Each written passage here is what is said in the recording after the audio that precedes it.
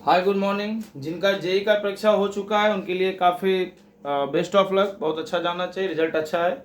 और जिनका नहीं हुआ है वो 5 मिनट के इस वीडियो को देख लेंगे, काफ़ी इम्प्रूवमेंट होगा। चलिए शुरू करते हैं। जिस पैटर्न पर अभी क्वेश्चन आ रहा है, ठीक है, फटाफट एक बार देख लेंगे। न्यूक्लियोफिलिक एडिशन रिएक्शन कौन फास्ट देगा, तो इसको एक बार आप लोग देख कर जाएंगे। ऑप्शन क्या दे रखा है, H C double bond OH। Option दे रखा है C3H7 C double bond OH। Option number C दे रखा है CH3 C double bond OH।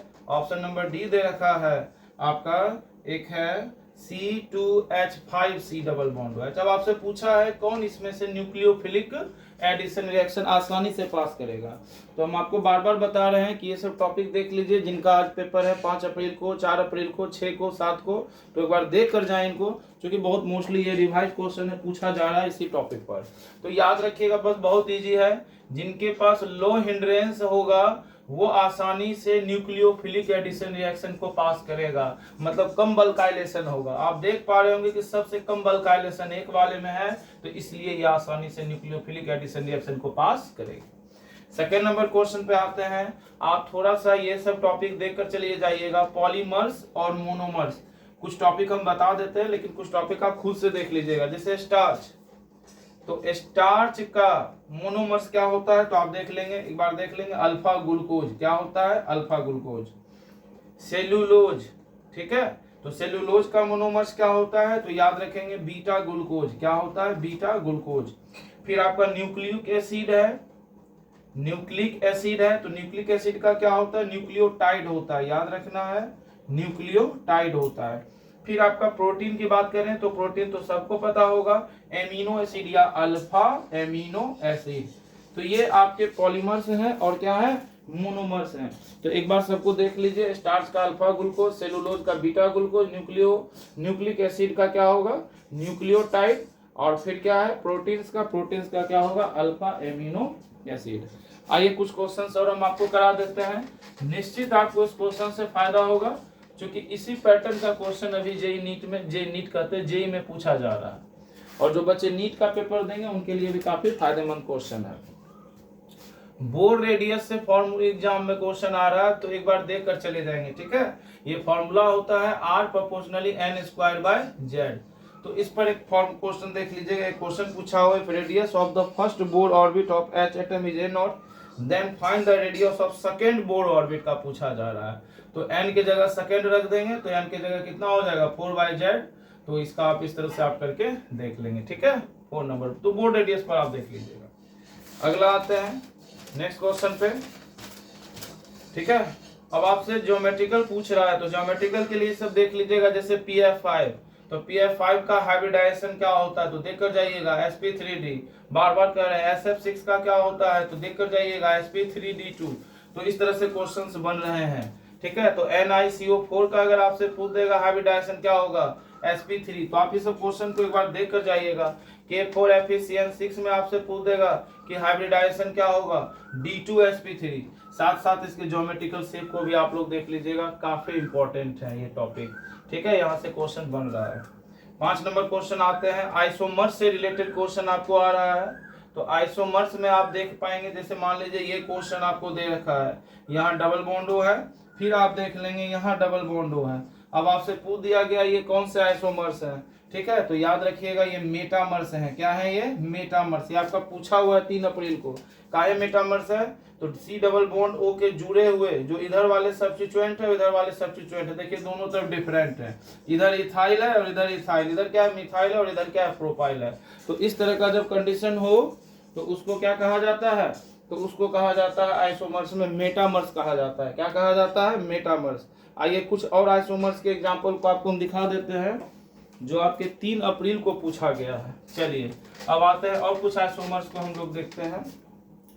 जैसे देखिए आपसे क्वेश्चन पूछा गया था, ये वाले में देख लो, यहाँ OH है और फिर यहाँ OH है।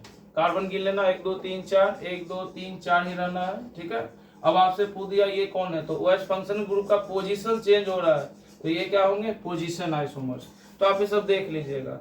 R है, R के साथ इस तरह से Cl लगा हुआ है, R है, इस तरह से NC लगा हुआ है। यहाँ साइनाइड से आइसोसाइनाइड हो गया, फंक्शन ग्रुप चेंज हो गया, तो इस आइसोमर्स को क्या कहेंगे, फंक्शनल आइसोमर्स या फंक्शनल आइसोमर्स। फिर हमारा एडवाइस है, हो सकता है कि अगले एग्जाम में आपसे ऑप्टिकल आइसोमर्स के बारे में पूछ दे, तो एक बार आप लोग ऑप्टिकल आइसोमर्स देख लेंगे, जियोमेट्रिकल आइसोमर्स देख लेंगे, ठीक है। तो जो आपका रेस्ट आइसोमर्स बच रहा है उस आइसोमर्स को आप लोग एक बार देख लेंगे, सिस ट्रांसवर्सल देख लीजिएगा, इसमें से सब आपका आ जाएगा, ठीक है। तो जो और आइसोमर्स बच रहे हैं उस आइसोमर से टॉपिक आ रहा है, number of chiral carbon atom देखना, तो ये सब क्वेश्चन को थोड़ा सा देख लीजिएगा। ऑप्टिकली एक्टिव देख लीजिएगा, इनएक्टिव, तो यहाँ से क्वेश्चन बन रहा है क्योंकि 3 अप्रैल को आइसोमर्स में रिलेटेड क्वेश्चन आया है। नेक्स्ट देख लेते हैं कुछ आप लोगों के लिए टॉपिक, बोर्ड रेडियस का काम हो गया। एक रिएक्शन आपका पूछा गया है, ठीक है, बेंजीन के साथ NH2 एनिलीन।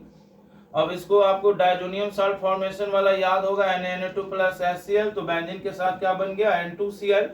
इसको पोटेशियम आयोडाइड से हीट करा दिए तो ये क्या बन गया, एराइल आयोडाइड, ठीक है, ये आयोडोबेंजीन, और इसको रिएक्ट करा दिया गया सोडियम ड्राई ईथर के प्रेजेंस में, तो वुड रिएक्शन बना देगा, यानी फिटिंग रिएक्शन, याद होगा आपको। तो ये इस तरह से कुछ प्रोडक्ट्स फॉर्म करता है। तो ये आपके 3 अप्रैल में पूछा गया है, तो काफी हलवा क्वेश्चन पूछा जा रहा है, टेंशन लेने का बात नहीं है, ठीक है। कुछ क्वेश्चंस और हम लोग देख लेते हैं, जो क्वेश्चन जहां से आप लोग का सवाल आ रहा है उस क्वेश्चन को आप लोग को देख कर जाना है करके, ठीक है। तो यहाँ से बहुत सवाल आपको फायदा होगा।